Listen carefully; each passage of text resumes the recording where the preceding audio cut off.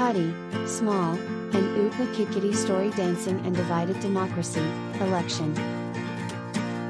Upma used to be served every day in a hostel of 100 inmates. Out of 100 students, 80 students complained to give different tiffin every day. But, 20 students were happy to eat upma every day.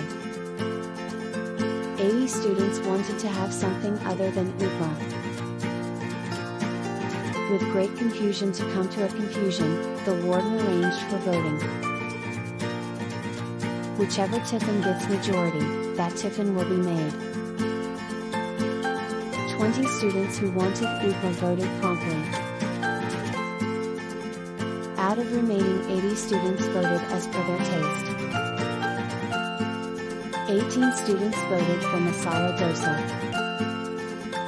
16 students voted for aloo paratha and dahi. 14 students voted for roti and sabji. 12 students voted for bread and butter. 10 students voted for noodles. 10 students voted idly sambar. So, as per the voting pattern and majority, upma was continued. So, what is the key learnings/takeaway? It followed Pareto principle pattern. This Pareto principle states that for many outcomes, roughly 80% of consequences come from 20% of causes, the vital few.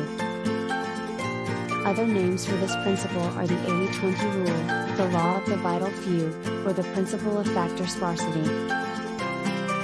So if you correlate to the current situation, as long as 80% of the population looks around selfish, divided and scattered, 20% rules us.